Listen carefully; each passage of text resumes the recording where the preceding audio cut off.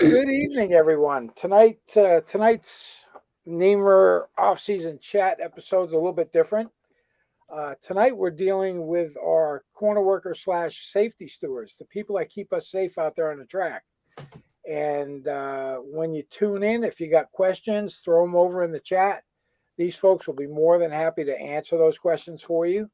And what we're going to do, we'll just do a little introduction. And I recognize faces, but now I can put a name with a face. And that may be the same for some of you out there viewing tonight. So, with that, we'll start off with Scotty. And if you could just give a brief introduction, how long you've been doing it, and we'll go around the clock. And then I've got some questions to ask, and we'll go from there. Uh, okay, let's see. I've been officially corner working for 20 years. 03 would have been my first season. Been at the track forever. So I grew up at the pits in Loudon all through the 90s. I got the opportunity to be starter about 3 seasons ago or so.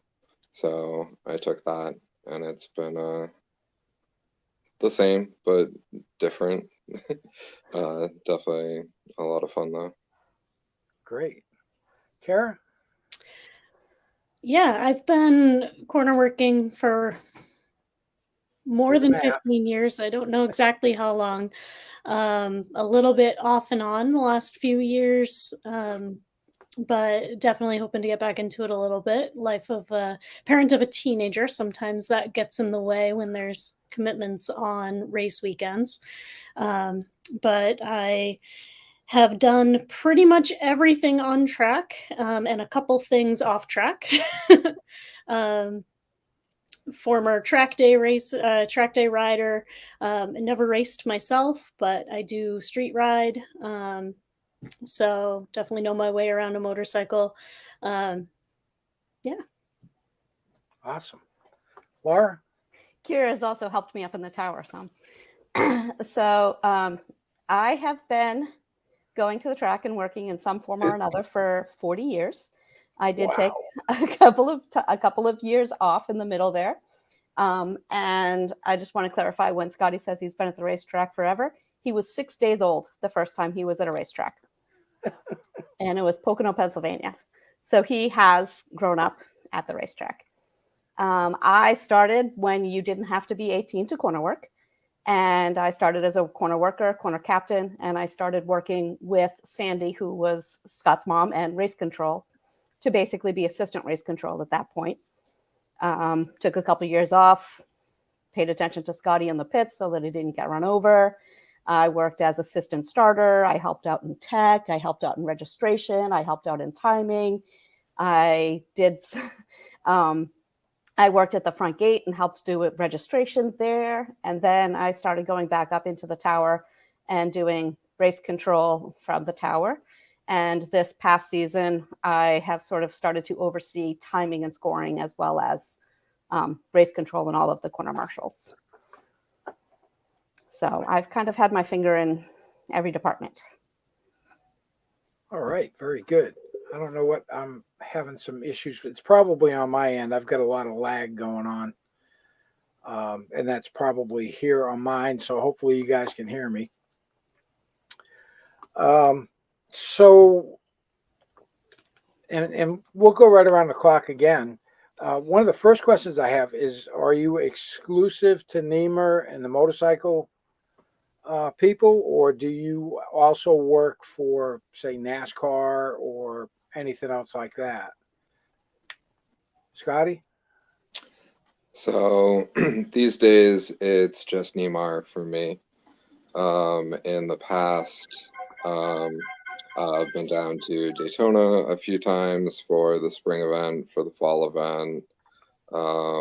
I've worked with a lot of other clubs at Loudon. Been down to Lime Rock. Cars, go-karts, motorcycles, track days, racing. Yeah. So pretty much all of it, but at this point, it's just NEMRR for me. Okay. Yeah, about you, it's Sarah? pretty much just NEMRR for me as well. I've not as extensively as Scotty, but I've dabbled here and there again. Done a couple car track days, a couple motorcycle track days. I was a regular up in Canaan when that track was going. So definitely have tried some other things, but NEMRR's where my heart is. Laura? I I do exclusively motorcycles, unless you count the couple of Legends races that ran on NEMRR weekends or LRS weekends at that point. I do just motorcycles, but I used to way back travel. So I've worked at plenty of other race courses and worked for a lot of the AMA events. I used to travel with the AMA circuit and whatnot. So I do have experience at other race courses, but not beyond motorcycles. And now it's pretty much exclusively NEMRR. But I would love to see NEMRR go to other racetracks. Yeah, I think a lot of people would, but and I think I might have talked about that with John. When I did a special with John that night, and it's the financial portion of it it's really hard to do, and just with the insurance and the cost of renting racetracks and that kind of stuff, it gets really expensive. I can remember a friend of mine used to rent Rolling Road for a track day, and I think he used to pay about $2,500 for the day to rent the track, and it's 10 times that now by the time you get your insurance and everything else. So it's really become a big business. And well, I don't think Scotty and Kara were around, but Laura, you were definitely around. Maybe you can expound a little bit on some of the old AMA races that they used to have and how much that's different from what we are today. Well, specifically at Loudon, it's different because the entire track was different. It was more open and more of a motorcycle racetrack as opposed to a NASCAR track. So NASCAR requires certain walls in certain places because cars need walls. And so when they reconfigured it and whatnot, that made it more challenging for some of the AMA guys to run at Loudon with some of the new configurations. But it was when we worked for the AMA, those corner marshals actually volunteer. They are not paid, and they travel generally with the racers. So they go kind of the same circuit as the race teams go as well. And so you end up with a similar crew mixed in with a bunch of locals at every course. And obviously, if it's all of the AMA circuit, you have to have the same flag procedures and whatnot. So one of the things that I actually used to do in the 80s with my older brother was work on sort of standardizing some procedures so that after an AMA event came to a specific racetrack, those locals continue to use those standards for cleaning up crashes, cleaning up oil off the racetrack, the cleanup materials that we used, and the flagging that we used. The thing that we discovered was a lot of racetracks that the AMA used to go to had car folks that were working for those events. And the car corner worker mentality is the exact opposite of a motorcycle worker for a bunch of different reasons. And the cleanup materials and the cleanup process doesn't have to be as exact for cars as it does for motorcycles. And so sharing that information with the other racetracks, I feel, helped sort of perpetuate a little more safety for motorcycle racers when they went back to their home tracks. That's good. That's really good. I know that with the coming of the classic, I'm really excited. That's going to be challenging. So I'm going to just go around the clock and see what your expectations are for the classic. Just as far as working, because I mean, it's going to be crazy. It's going to be crazy. I've talked to some of the guys that are coming, um, and I talked with Stefano Mesa. He's looking forward to coming up. It's going to be a lot of big names coming up, and I know a lot of the guys that have been around a long time. They're going to say it's going to be kind of like the old pro days back when they had the AMA races. So, and Josh Dyer just made a comment, and I know you can't see it, where he said the unsung heroes of NEMRR. And Jessica just said lots of love to the corner workers. So, and we do love you guys because, like I said, you know, you guys are usually the first people we see if we go down. Knock on wood, haven't had a crash up at Loudon yet, but it's not when, it's if, or it's not if, it's when, I should say. So let's go over to Scotty and we'll see what your expectations are. It's going to be pretty challenging with this big race coming. I think it's going to be a lot of fun seeing like a lot of outside teams roll in, and you know, help fill up the paddock a bit more. I think that it's going to be a very busy weekend.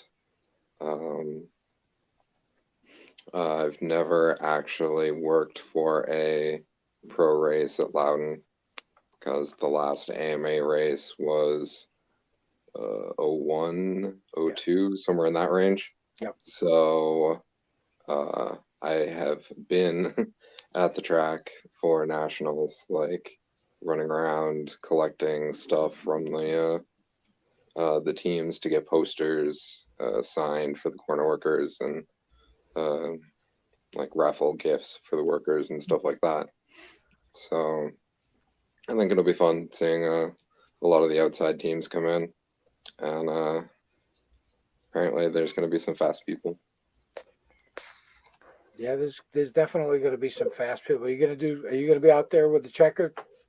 Yes. Yeah, that's going to you be. got to be able to do your gymnastics with the checker. You know, there's a possibility it's going to be on TV too. I haven't heard any more about that, but I think with all the interest from the big teams, I think the TV folks are probably thinking maybe we should probably go, because I know when John talked to him, they wanted to get paid to come up there, and he's like, "Yeah, no, not happening." So, Kara, what are your expectations for this? I expect that it's going to generate a lot of buzz and a lot of publicity. Hopefully, it breathes some additional new life. I know NEMRR itself has breathed some new life into racing in New Hampshire, and I'm really hoping that getting Loudon on the national stage in this way, it just continues to grow and keeps being as awesome as it is, and just, you know, more people just get involved, more people come and watch. You know, I started off as a spectator and I had an absolute blast as a spectator. So it's definitely a good time to just go and watch and hang out and see the racing. And I'm really excited to see, you know, maybe some younger kids really catching the bug and just really falling in love with it. All right, Laura. I just hope I get to watch it. People think I get to watch a lot of racing because I can see the entire race course, but I'll tell you, I probably know less about who actually wins a race when it's done if I don't look at Jessica's little list of who came in first. So I really do. I really hope that I do get to see it. I think that it will be very exciting. I think that it is going to draw in a lot of people. I think that there is going to be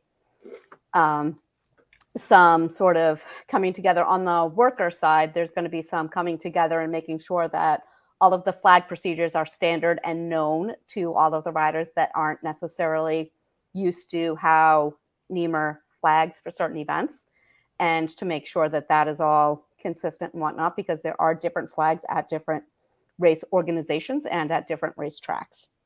So that is going to be sort of on the top of my mind to make sure that all of that part gets sort of ironed out. And then the rest of it, I think it's just going to be exciting. I hope that some of the teams get to come either, you know, April's probably going to be a little bit too cold for them to come and really learn anything, but I hope that they get to come in May and we get to sort of, you know, get a sneak peek so that we can start to pick our favorites and start to cheer people on. Because that's one of the other things that the workers do is we like to see great racing. That's why we're there. Oh yeah, and you're up close and personal with it too, because I mean you're right there. Mm-hmm. So yeah, I expect probably not April, but May. We're probably going to see some people that we've never seen before at Loudon show up. So I expect that because it's not an easy track to learn. And Jim Rich had a question for you, Scott. He was just wondering if you were going to wear your nice shirt for TV. I think John Grush might make him wear an official shirt. He may. He may. And you were talking a little bit about the flagging, and there is some differences between different organizations. I mean, I think everybody's pretty much standardized with the main flags, the yellow, waving yellow, green flag, checker flag. It's the other flags that tend to get people confused. Debris flags, ambulance flag, those kind of things. So, yeah, so long as everybody's playing on the same sheet of music, I think we should be pretty good. So I'm not going to ask you to pick out any one specific event but what was your best event that you had the most fun at? And then maybe what was the worst event where you had to deal with a pretty bad incident? How about you, Scott? For best event, that would have to be, let's see, Doug Henry and Jeff Wood on the motards. Yep. I mean, granted, they did it twice, but watching the two of them play was something else. I've never seen anyone come through three the way that Doug Henry did. Yeah, that was pretty crazy. And then I've just seen, I don't know, I've seen so much good racing over the years that it's hard to remember specific points. As for the bad, I've been here for the front straight incident and other countless not fun events, and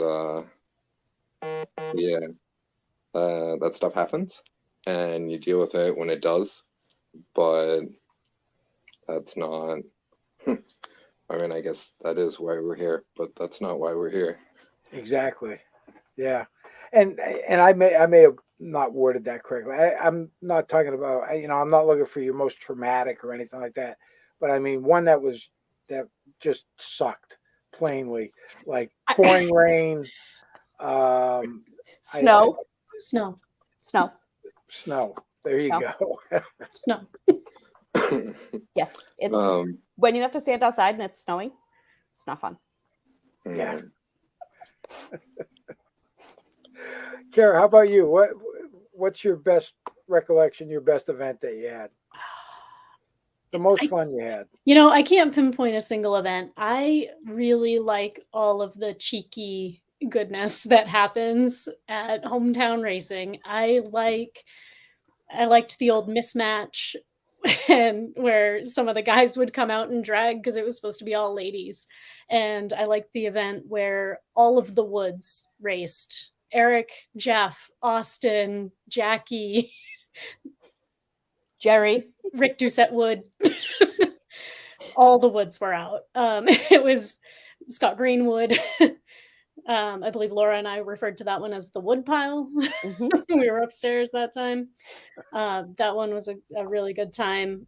Basically, any of the charity events, I'm always blown away when we do the charity laps, and the whole track is just full of motorcycles, and it's like, they're barely coming off track and they're still coming on track, and it's just incredible to see that amount of support and the way the community comes together to support people and organizations and just everything that's doing good in the world. So I just love that sort of stuff. Um, and worst event, I mean, I've been in one when it's 100 degrees.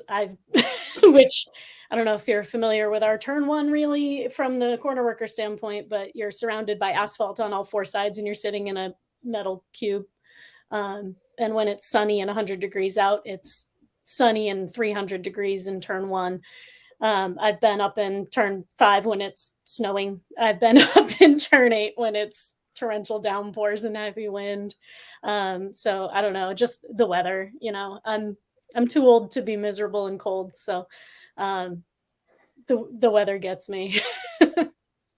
Yeah, and I mean, we can always go back to the trailer, but you guys are still out there, Yeah. and that's why. Given that wave, I mean, I go out of my way to make sure I wave at every single worker out there when I go around when we're done, because that's the least I can do, and because I really appreciate it, and it is a thankless job that you guys do.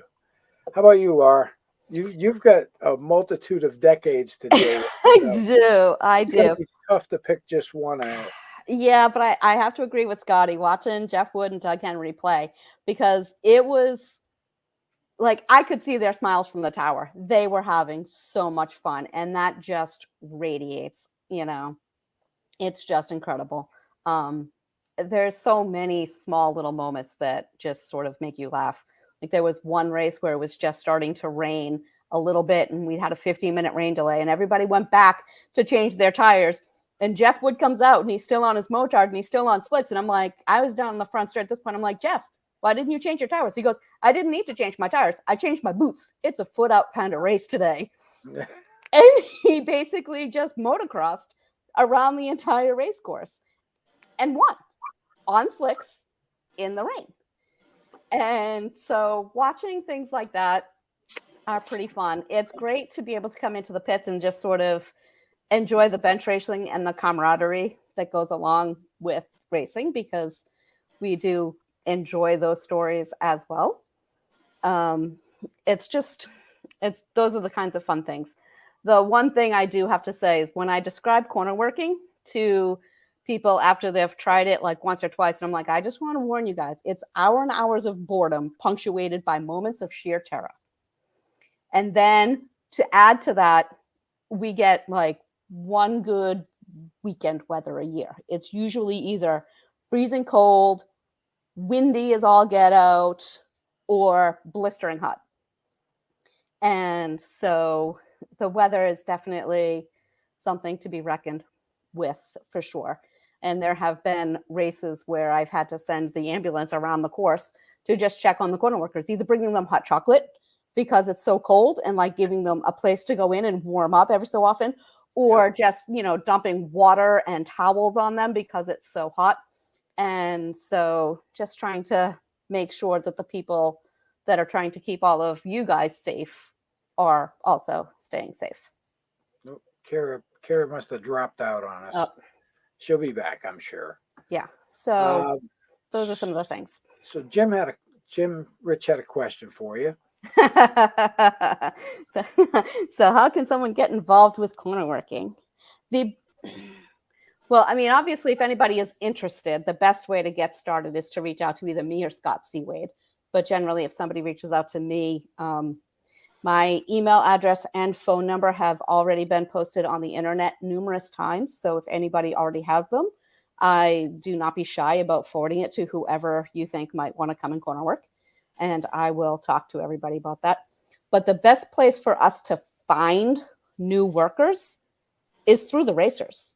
Bring your friends, because those are the people that are going to be interested in watching the racing in between what needs to be done. They're the people that are going to be passionate about making sure that they are scanning the corners, to make sure that the rocks are cleaned up, to make sure that there's no oil, to make sure that the gopher in turn 6 stays away, that the geese in turn 9 don't come on the track. There's wildlife patrols that need to happen, as well as racers that need to be wrangled.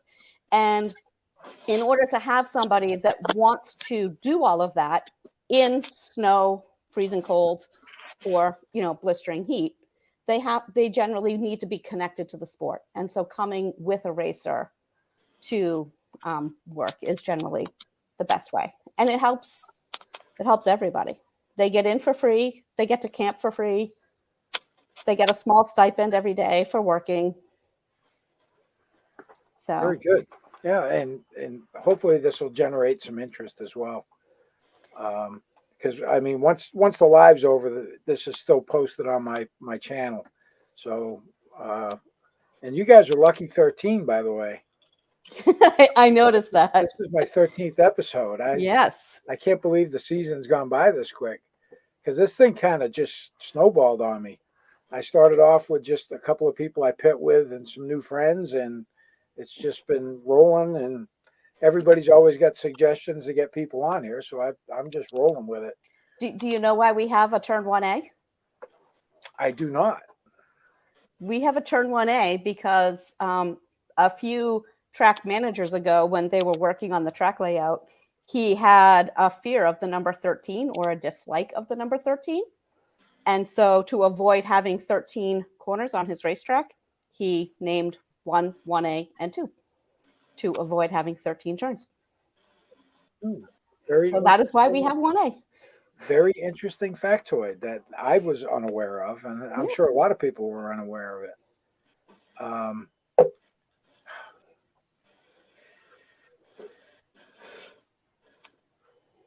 We got another little comment here.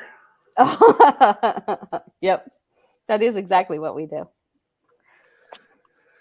So, as far as all the different things that you guys do, not just the corners and stuff, I'm just going to go around and Scott, what was your favorite position or whatever working with the safety crews and stuff?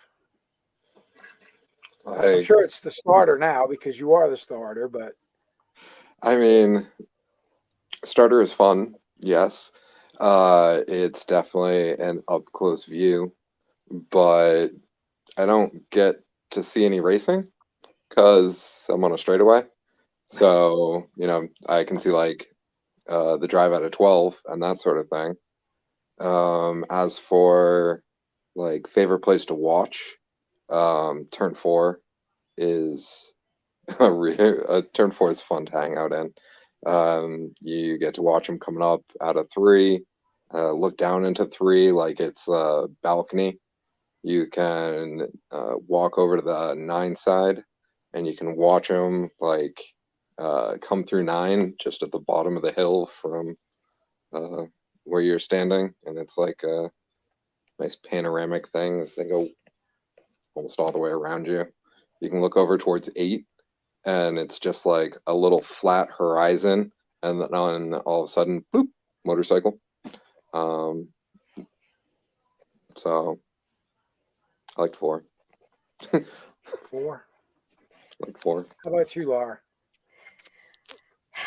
It's been so long since I've been on the ground, and I've actually only ever been in the treehouse for Penguin at this track layout.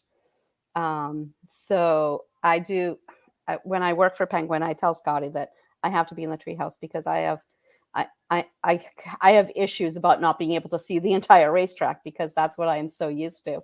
Yeah. There's a lot of people that come up to the tower and they just get overwhelmed and dizzy because they just don't know where to look. But I'm so used to seeing that. So it is great. Like last year for the classic, it was awesome because the event went off and like I don't remember that anybody fell down. So I actually got to watch like the whole race, and it was really, really exciting. So I like to be able to watch the whole race. The only part of the track that I can't see is about 10 feet behind the scoring pylon. So that part of turn 4, like the sort of like the I guess it's like just past the apex of 4 that I can't see. And then the rest of the track I can see.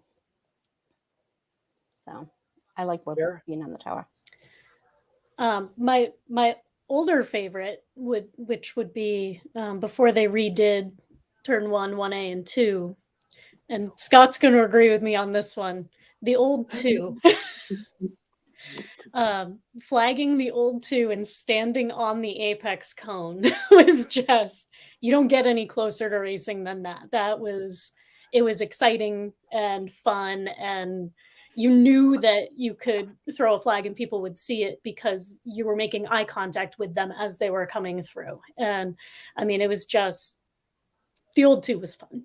But I have to say, I love watching from the tower. I like being able to see the whole track, even though you don't get to see racing as much. But being up there on the day-to-day, I'm not up there as much anymore.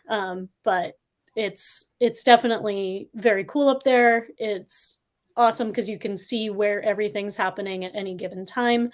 And it's always busy up there. So even when there's nothing happening, there's something happening upstairs. It's true.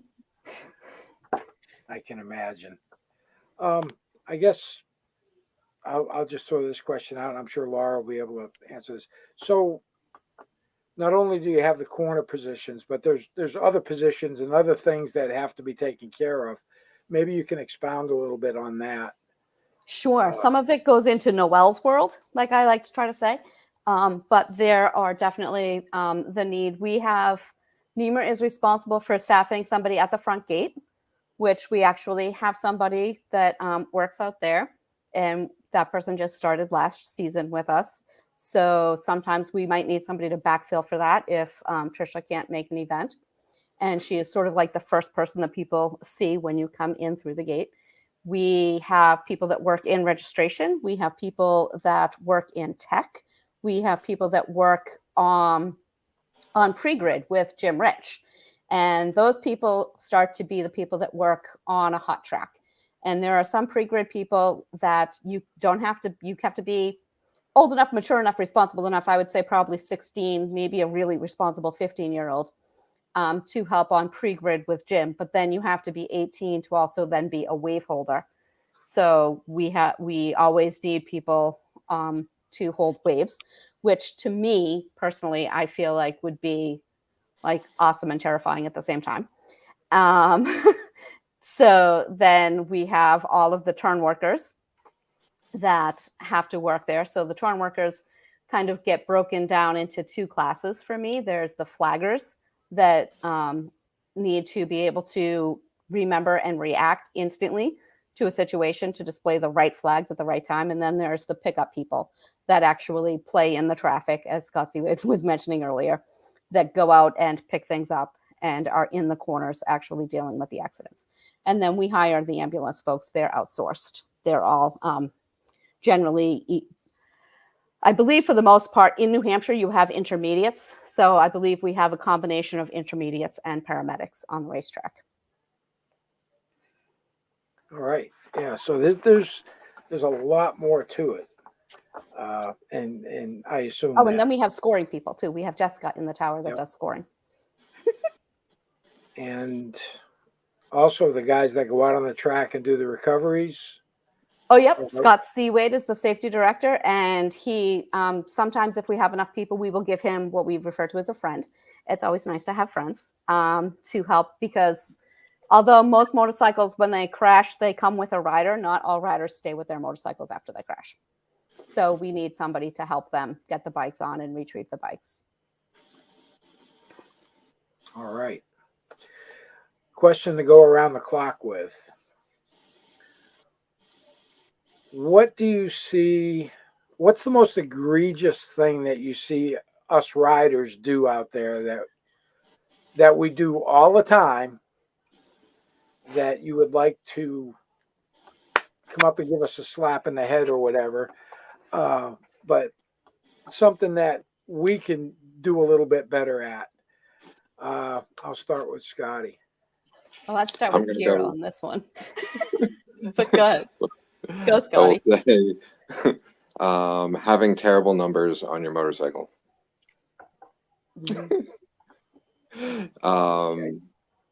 I mean, I remember back in the 90s when full tail section was still the cool thing, and larger, smoother fairings that just made amazing plates for number boards. And now we have pancake tails and weird pointy nose fairings, and just numbers are my major gripe.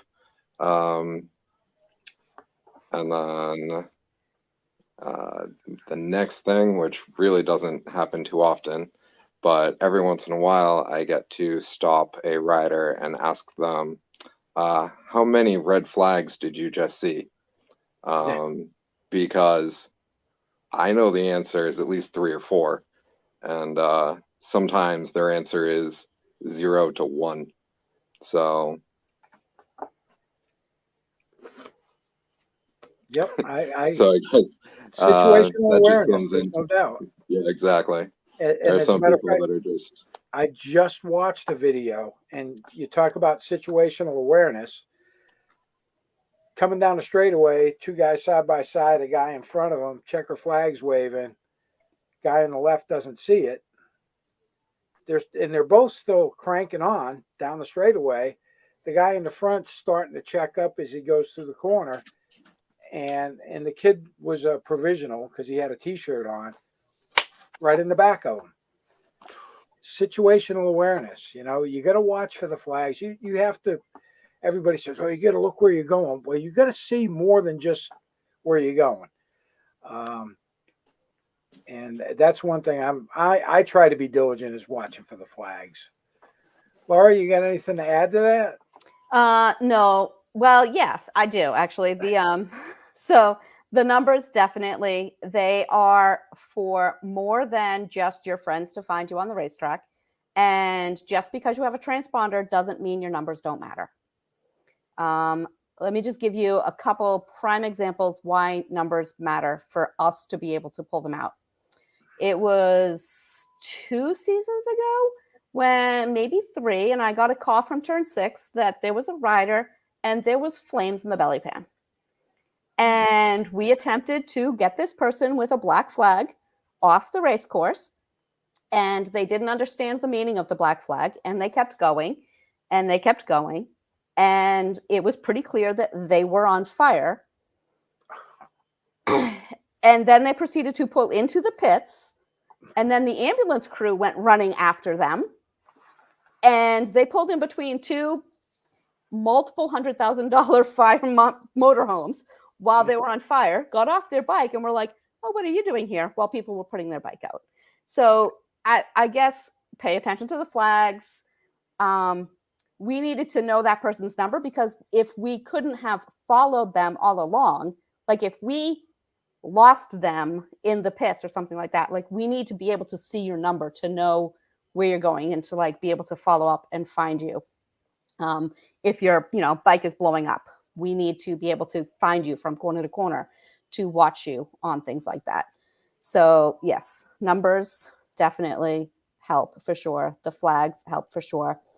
But for me, the other thing would really be to just like remember that it's fun.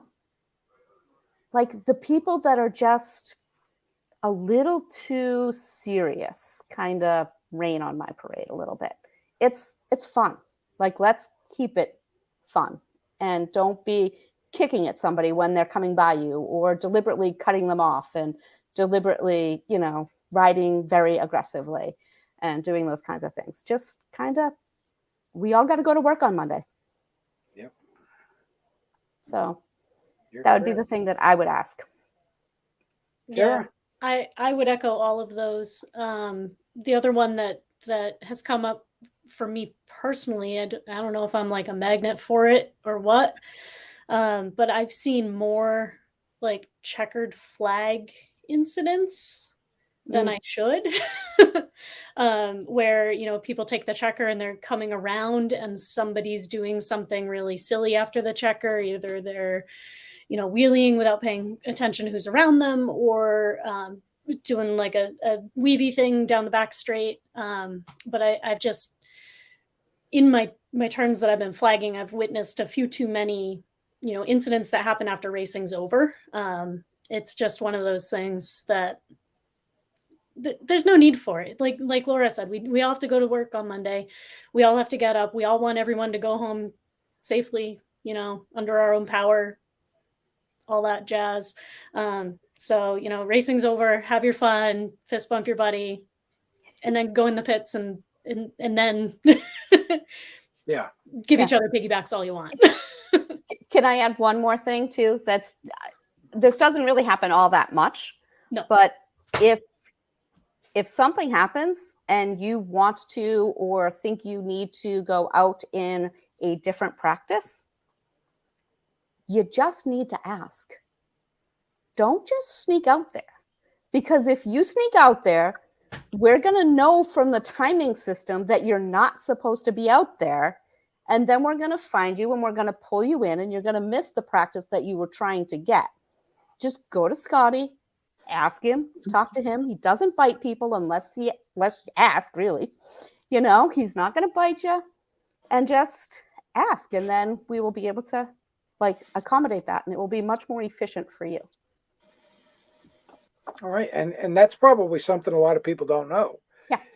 So if that's something they need to get into practice or they had a problem or something, they can always just check with Scotty at the starting line. It's not so much that we're going to give somebody a whole extra practice, but if you might need, a lap to double check something or, different things. Sometimes people find out that their tech sticker is wrong, because that can happen too. And so you might, have a tech sticker that says you're in group 3, but really you're supposed to be out in group 2, and you didn't go out in group 2. Then you try to go out in group 3, and maybe, you get stopped because you're in the wrong group or something like that too. So those things can happen. So if you notice that your tech sticker is not the group that you're normally, look at your tech sticker. First off, look at your tech sticker. And then if you notice that it's not the same one that you normally get, speak up. Yeah. And I can, the numbers, and Scotty had a good point when we had full tail sections. You had that nice big number plate and, big 6-inch numbers. And now I know my new bike, my Aprilia, there is no tail. I look like I got a broom stuck in my butt, sticking out the back, just a stick without the broom. Mm-hmm. So mine are on the sides. I know some people put them on the belly pans, which I don't think that's real easy to see either. And you're right, on the front now, I see a lot of bikes that have got the big open air scoops in the front now. So mm-hmm. They're having to move up onto the windshield if they want to stay with the 6-inch numbers.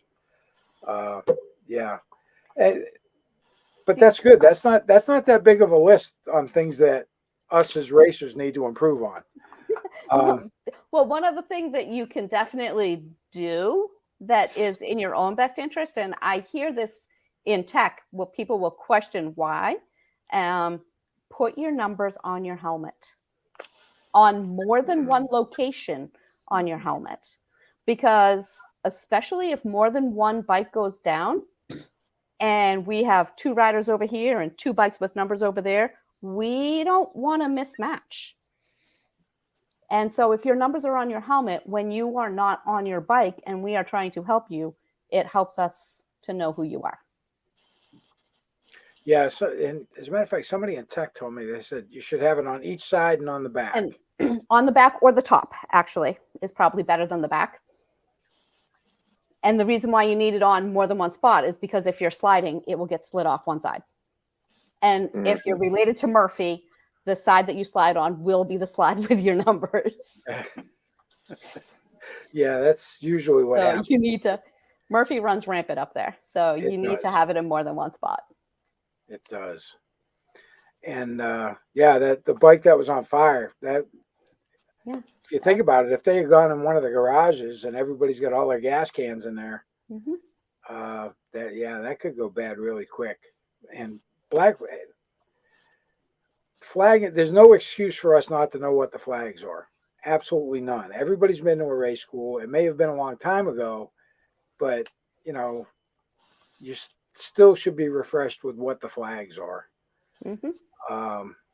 And you know, it might not be a bad idea for round one to at the riders meeting do a refresher. This is what this flag is. This is what this flag is for the ones that we don't see that often. Yeah.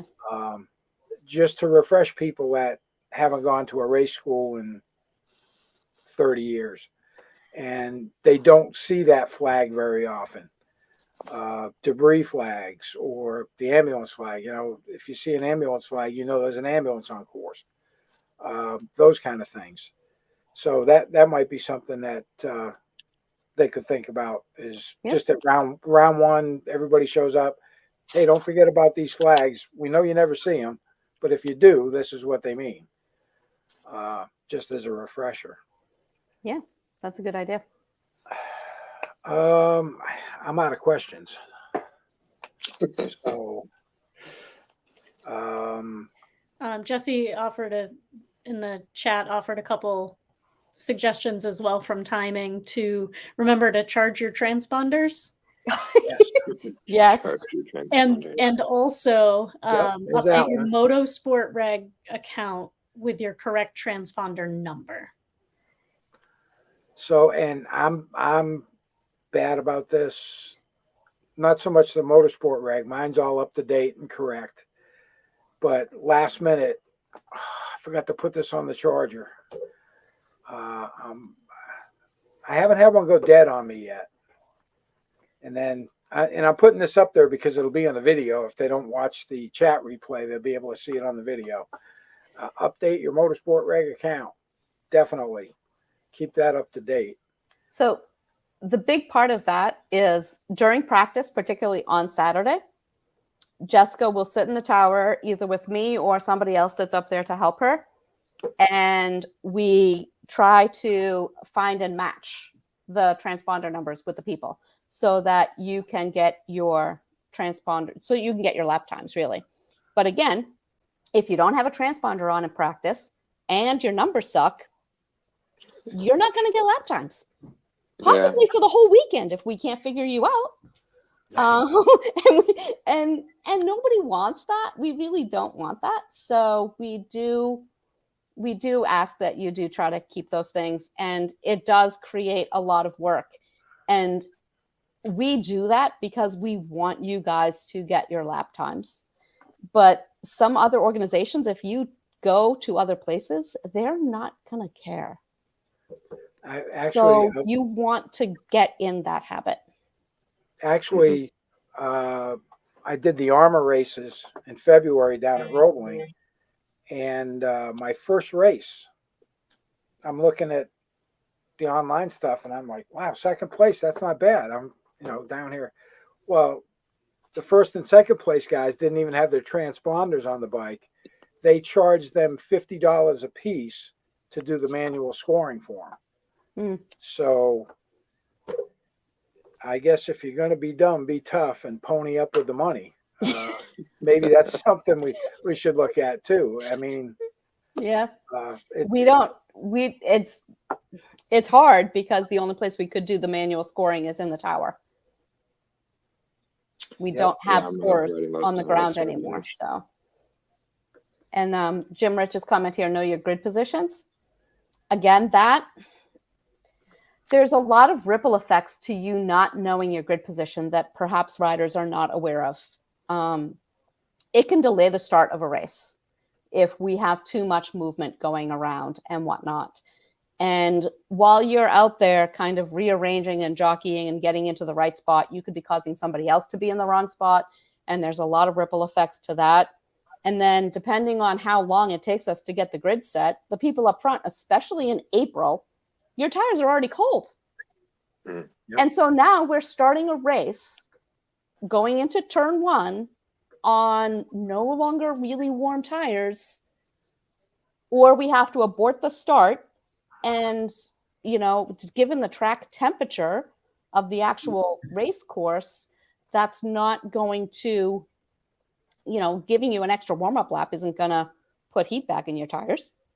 So there's kind of really nothing other than throwing tire warmers back on your tires and causing a 20-minute delay while you warm your tires back up that can do that. So it really makes it very unsafe for everyone.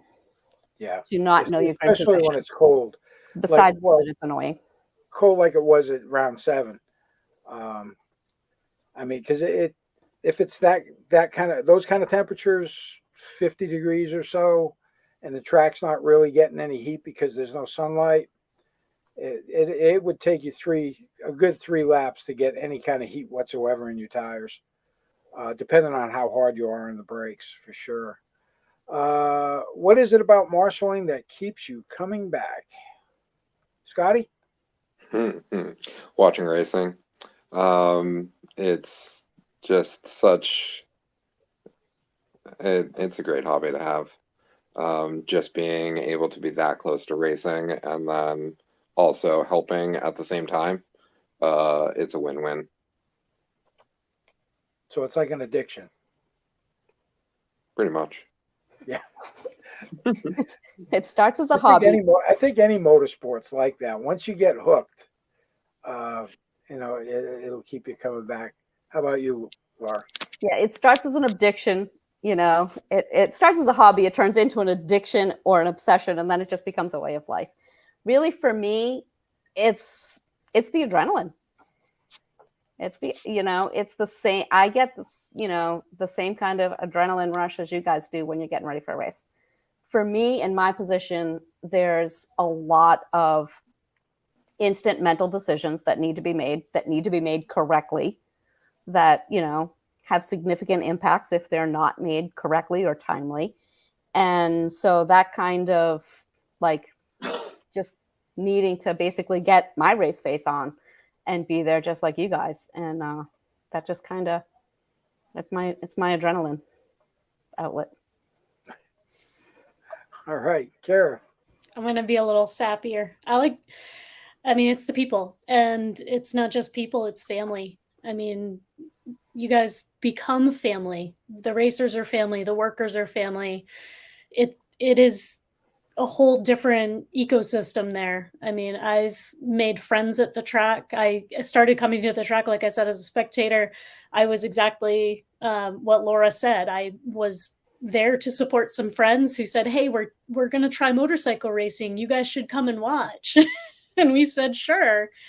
And then we said, well, hey, we could help out. We could be out there keeping them safe and doing some good here instead of just walking around the pits all morning and then watching racing in the afternoon. And then, we could actually watch all day, get our camping paid for, and, have some fun while we're at it.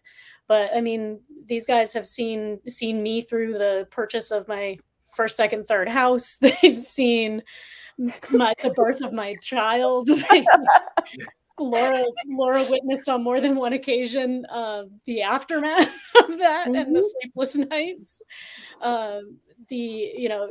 going through grad school and all of the work that entailed. I mean, I've gone through some major life events while at the track, and it's just been, you can't ask for a better group of people. I mean, everyone's supportive. It's a place you want to be. It's the stories. The stories. I agree with that. And I'll tell you, I have, and I've already said it once, but I've been very impressed. It is a very family oriented atmosphere. Everything they do, even like the bouncy house, the Halloween parties, the kids on the electric bikes, there's just so much more to it than just going to the racetrack for the weekend, because there's always something going on. I mean, last year toward the end, the guys that I pit with, Fletcher, we had the disco ball going on underneath the canopy with all the Christmas lights, and that's their thing. And it's just, there's no telling what you're going to see out there either.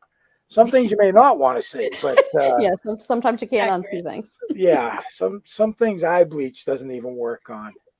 And Jason had a comment. He said he worked a corner for a Sunday last year, and the perspective was eye-opening. and watching the faster guys through turn, and he got paid. So he says every rider should do it at least once. I have been told that it's worth multiple seconds off of your lap times. And if you come to me and say, I want corner work for a day or a weekend or a half day, and I'm having trouble in this turn, well, guess where I'm going to put you? So that you can watch Eric go through that turn all day long, and watch Ricky and watch Scott Greenwood and watch them all. And you can see what to do and what not to do. Right, exactly. You do sometimes learn what not to do too. But yeah, it is great, and it does give you a very different perspective. It's not for everyone. Just ask Bam Bam. It is not. It is not for everyone. I would never want to make it mandatory, because the last thing I want is someone out there that doesn't want to be out there. And there's no shame in coming out to say, hey, I want to just hang out and watch the turn for a little bit.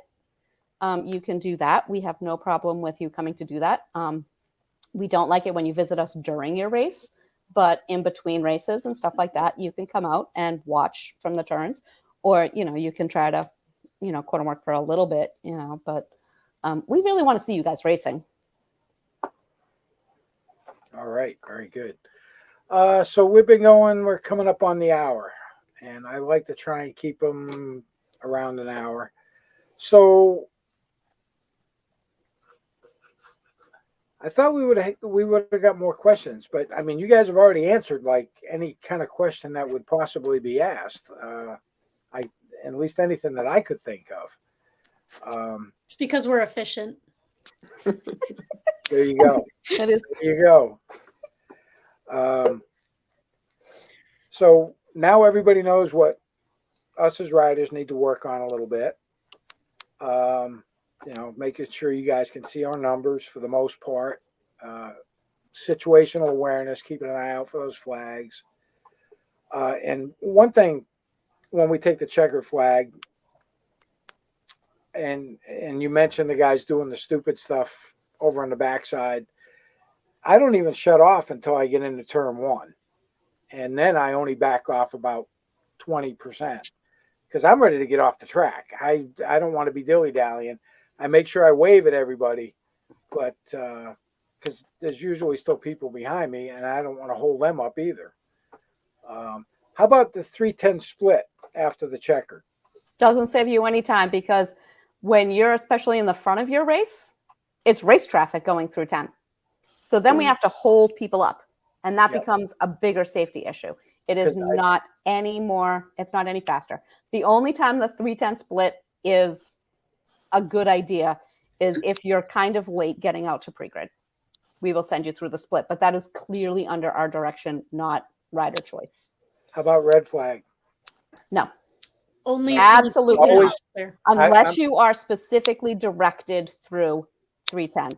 So a lot of times, if the incident is on the hill, we will send people through 310, but not until we know the 10 side is red flag traffic, and we will feed you in that way to just sort of clear the hill to make it safe for the ambulance to get out and to do whatever it might need to do if there's a red flag, and to get Scott Seawade out with the truck or anything that we might need. So on a red flag there, but if it's not directed, you don't know that the incident's not in turn 10, and you coming through the split's going to make it even worse. Yep. And I wanted to ask that because the 310 split area is unique to Loudon. That's the one thing that Loudon has. And I think that last year at one of the races, there was a red flag up on the hill when they sent us through the 310, the rest of us that were coming. Mm-hmm. And that's why I wanted to ask it, because I don't want people to just think they can blow through the 310 right after the checker flag. That's so, by direction. Glad I got that last question in there. Yeah, because that's a big one. Yeah, if anybody has any questions during the season as things come up, first off, you can come up to the tower and see what it's like and see everything else that's going on behind the scenes. I am very open and welcoming to visitors to coming in and checking it out for a little bit. And I'm generally around either before or after the race day and stuff like that. And just come ask me what, hey, this happened, what's going on here, what's going on there, or, just ask. And another thing I'm going to throw out there, because you mentioned the free camping. So if you got a girlfriend or a boyfriend and you're a racer, bring them and have them corner work. You get free camping, Yes. because this year the prices have gone up a bit, and I think it's $650 for the season. So I'm just going to spend the $650 for the season. It didn't give a specific number of days, but I got to call and make sure that if I'm coming up there on a Thursday night to do Friday, Saturday, Sunday, that $650 covers all of it. Because and I usually use power too. A lot of other tracks you don't get those options. So anyway, but that's something else. So if you got a boyfriend, girlfriend, or just a friend, it doesn't matter. Yeah. Bring them. We don't discriminate. It'll pay for your camping for the weekend, and that can get expensive. Yeah. That can get expensive real quick. Hidden benefits.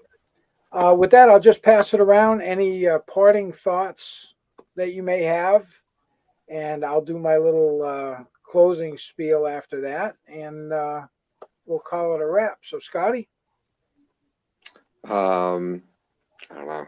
Corner working is so much fun, and having done it for 20 years, there are so many little stories that like pop into your head about like just silly events that have happened.